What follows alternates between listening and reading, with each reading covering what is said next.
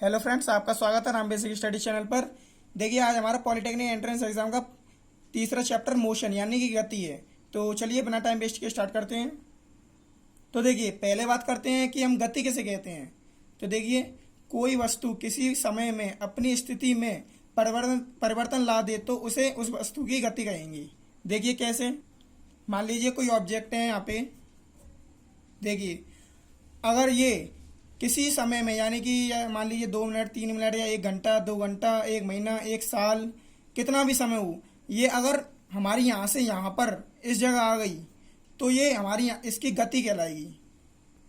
ठीक है, जैसे मान लीजिए हमारी पृथ्वी है, वो हमेशा चक्कर लगाती रहती है, गति करती रहती है। ठीक है, गति तो ये हमारी गति की बात खत्म हो गई। अब बात करते हैं हम दूरी की। तो देखिए, दूरी कैसे कहते हैं। किसी गतिमान वस्तु द्वारा किसी समय में किसी भी दिशा में तय की गई लंबाई को उस वस्तु द्वारा चली गई दूरी कहते हैं। तो देखिए, एग्जांपल से समझाते हैं आपको। मान लीजिए यहाँ पे ये कोई एक कार है। ठीक है, तो ये कार किसी समय में यहाँ तक पहुँच गई। ठीक है, तो देखो यहाँ से यहाँ तक की लंबाई, यहाँ से इसकी गति कर रही है, यहाँ से यहाँ तक पहुँची और इतनी लंबाई इसने तय की, तो इसकी ये दूरी कहलाएगी। ठीक है, अब आगे चलते हैं। देखिए, उससे पहले हम दूरी को स्मॉल एस से प्रदर्शित करते हैं और इसका मात्रक होता है हमारा मीटर। ठीक है, देखिए दूरी का फॉर्मूला होता है हमारा दूरी बराबर चाल गुणा समय। दूरी को हम ऐसे प्रदर्शित करते हैं, चाल को स्मॉल यू से इंटू समय टी। ठीक है, ये हो गया हमारा फॉर्मूला। देखिए, अब बात करते हैं विस्थापन यानी डिस्प्लेसमेंट। देखिए, किसी वस्तु द्वारा किसी समय में एक स्थिति से दूसरी स्थिति तक तय की गई न्यूनतम यानी कम से कम दूरी को विस्थापन कहते हैं। देखिए, जैसे ये पॉइंट है, यहाँ से ये कोई एक व्यक्ति यहाँ से होकर यहाँ तक गया, तो देखिए इसने इतनी दूरी तय की, यह तो हो गई इसकी दूरी। और विस्थापन हमारा क्या होता है, कम से कम उसकी दूरी। इस पॉइंट से इस पॉइंट तक की दूरी हमारी इतनी होगी, ये हमारी कम से कम दूरी, इसी को हम विस्थापन कहेंगे। ठीक है, एक और एग्जांपल ले लेते हैं। मान लीजिए ये कोई एक लड़का है, वो देखो यहाँ से यहाँ इधर गया, फिर इधर गया, फिर इधर गया, फिर इधर गया, फिर इधर गया, फिर इधर गया, फिर इधर गया।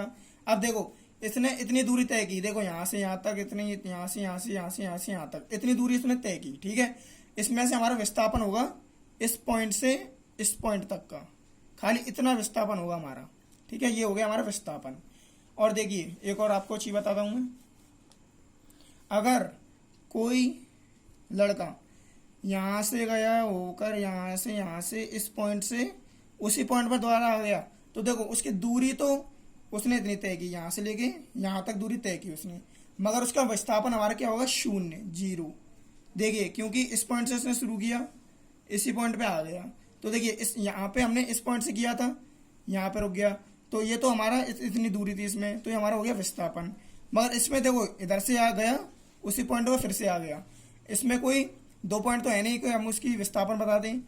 तो जिस पॉइंट से वो गया उसी पॉइंट पर वापस आ गया, तो ये हमारा 0 होगा, विस्थापन हमारा क्या होगा, 0। अब बात करते हैं चाल यानी कि स्पीड। देखो, किसी वस्तु द्वारा एकांक समयांतराल में चली गई दूरी उस वस्तु की चाल कहलाती है। देखिए, चाल बराबर चाल यानी कि u इजिकल टू दूरी s अपॉन t समय। ठीक है, देखिए चाल में तो हमारा ऐसा है, देखो इसका हमारा मात्रक होता है मीटर पर सेकेंड। ठीक है, इसी तरह मीटर पर सेकेंड ही होता है हमारा वेग का। देखिए, किसी वस्तु द्वारा एकांक समयांतराल में तय किया गया विस्थापन वेग कहलाता है। देखिए, इसमें तो हमारा विस्थापन है और यहाँ पे क्या है, दूरी। बट्टे में समय, इसके बट्टे में भी समय। ठीक है, इसमें खाली इतना डिफरेंस है, इसमें दूरी है, इसमें हमारा विस्थापन है, मगर हमारा इसका मात्रक भी मीटर पर सेकेंड होगा। चलिए अब आगे चलते हैं। देखिए, अब बात करते हैं हम औसत चाल और औसत वेग की। देखिए, इसमें हमारा कुछ नहीं करना पड़ता हमें से। देखिए, चाल बराबर दूरी बट्टे समय होता है, आपको पता है फॉर्मूला। इसमें क्या क्या करना पड़ता है, देखिए अगर कोई भी न्यूमेरिकल में कोई भी क्वेश्चन में अगर जितनी दूरी और जितना समय दिया हो उसको हमें कुल कर देना है, यानी उसको जोड़ के लिखना है। तो देखिए औसत चाल बराबर कुल दूरी बट्टे कुल समय, ठीक है, औसत में ये करना पड़ता है। इसी तरह से औसत वेग बराबर कुल विस्थापन बट्टे कुल समय, ठीक है। तो चलिए अब बात करते हैं हम त्वरण और मंदन की। देखो त्वरण कैसे कहते हैं, वेग परिवर्तन की दर को त्वरण कहते हैं, ठीक है।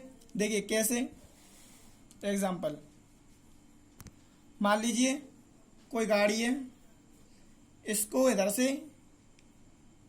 इधर आना है, ठीक है। तो देखो ये गाड़ी इधर गई, इतनी इसने दूरी तय की, तो इसका वेग था 10 मीटर पर सेकंड, ठीक है। इधर से उसने बढ़ा के चलती रही, इधर से थोड़ा बढ़ा के इसने यहाँ से अपना वेग कर लिया 20 मीटर पर सेकंड, ठीक है। तो देखो इसमें हमारा क्या हुआ, वेग ने इसमें परिवर्तन किया, यानी वेग का परिवर्तन हुआ इसमें। पहले हमारे चल रही थी 10 मीटर पर सेकंड के वेग से, फिर इसने एक संग 20 मीटर कर लिया, तो वेग में हमारा परिवर्तन हुआ, ठीक है। तो इसको त्वरण कहेंगे, ठीक है। इसको देखो फिर से बताते हैं, कोई वस्तु या कोई गाड़ी चल रही है, ठीक है, किसी वेग से किसी समय में। तो देखिए इसने यहाँ से यहाँ तक 10 मीटर पर सेकंड का वेग लिया और यहाँ से फिर बढ़ा के 20 मीटर पर सेकंड कर लिया, इसने अपने वेग में परिवर्तन कर लिया, तो इसको हम कहेंगे त्वरण, ठीक है। अब देखिए मंदन कैसे कहते हैं, यदि वस्तु के वेग में समय के साथ कमी हो रही है तो उसे मंदन कहते हैं, ठीक है। देखिए कैसे, कोई गाड़ी है यहाँ से, ये चल रही है 20 मीटर पर सेकंड के वेग से, ठीक है। यहाँ से चलती रही, तो इसमें कमी आ गई थोड़ी, सॉरी यहाँ पे 20 है, इसने अपना वेग कर लिया 10 मीटर पर सेकंड, ठीक है। तो इसने क्या किया, इसमें कमी कर लिया अपने वेग में, तो ये हमारा मंदन कहलाएगा, ठीक है। देखिए मंदन हमेशा ऋणात्मक होता है, ठीक है, ये कभी पॉजिटिव नहीं होता, क्योंकि उसके वेग में समय के साथ कमी होती है, ठीक है। देखिए अब बात करते हैं गति के समीकरण की। देखिए अगर आपको गति के समीकरणों की डेरिवेशन चाहिए तो मैंने ऑलरेडी वीडियो बना दी है, आपको डिस्क्रिप्शन में लिंक मिल जाएगी। देखिए हमारा पहला समीकरण है v बराबर यू प्लस ए टी, दूसरा है एस बराबर U T plus half A T square, तीसरा है वी स्क्वायर बराबर यू स्क्वायर प्लस 2as, और तीसरा चौथा है हमारा एस टी बराबर यू प्लस हाफ ए कोष्टक में 2t-1। देखिए इसमें एस टी हमारा टी सेकेंड में चली दूरी, ठीक है। अब आगे चलते हैं, देखिए